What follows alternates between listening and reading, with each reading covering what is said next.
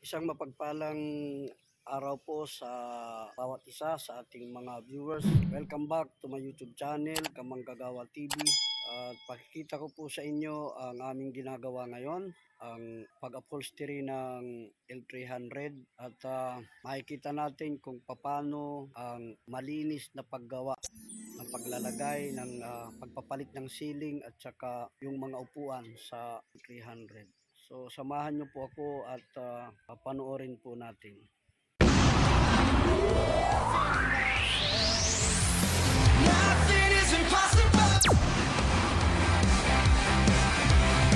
Ito po yung panibagong upload namin sa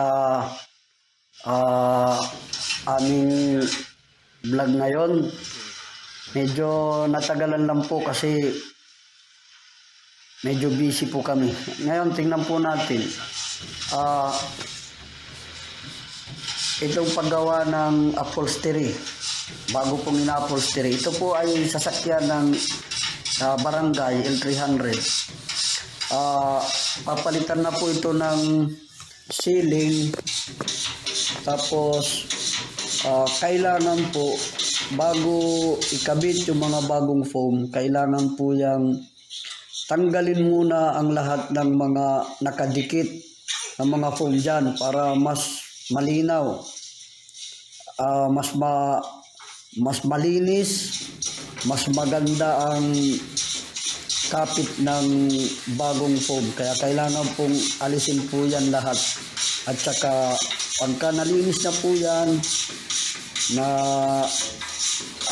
makinis na ulit, wala nang mga foam na nakakapit dyan, at saka ngayon po yan lalatagan ulit ng bagong foam at syempre po ididikit po yan dyan. Ngayon pagkatapos maidikit at saka ngayon ikakabit naman yung leather. Okay, so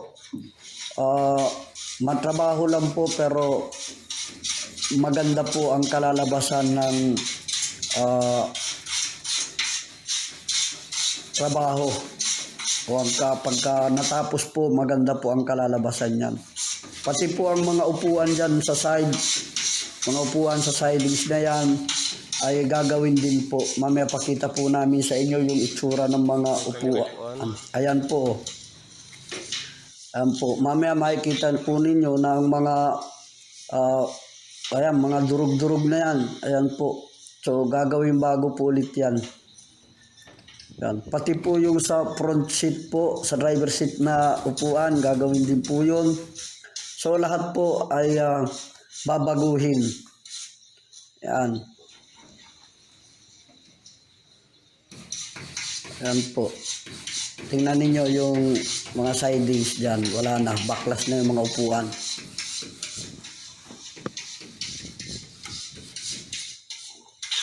Ibig sabihin, pagagandahin po ulit. Ay sa driver's seat niya na puan. Ayusin po yan. Ayan, tingnan po ninyo yung mga kahoy na napansapin dyan sa upuan ng L300. Pansinin ninyo. Ayan po. Mga sira-sira na talaga, durug-durug na. Ayan, no. Balik po kayo sa dati yan, Mar? Ilang taon kaya yan? Babalik yan. Tupuan lang nun. May kaaway naman eh. Oo nga, sige. Kailangan maibalik po yan sa dati. Maibalik sa mas maganda pa. Ayan. Siguro po kasi sa tagal na rin na ginagamit. Kaya ayan, nagkadurog-durog na. Kaya papalitan yan dahil wala nang persa yan.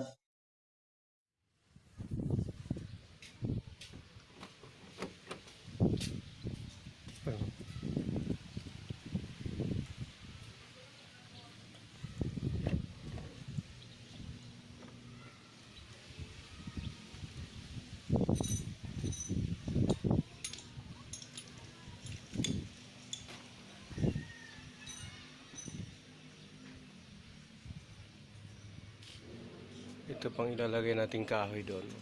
Ayan po yung ipampapalit na kahoy, yung tatak ay crocodile. Para po sa mga upuan na yun. So, ibig sabihin, mas magiging maganda o balik sa ganda yung kanyang upuan at saka yung kalidad. Kaya hindi po kayo magsisisi. Kung kayo may pagagawa, dalhin nyo lamang po dito. Yan po, yan yung mga ipampapalit. Okay.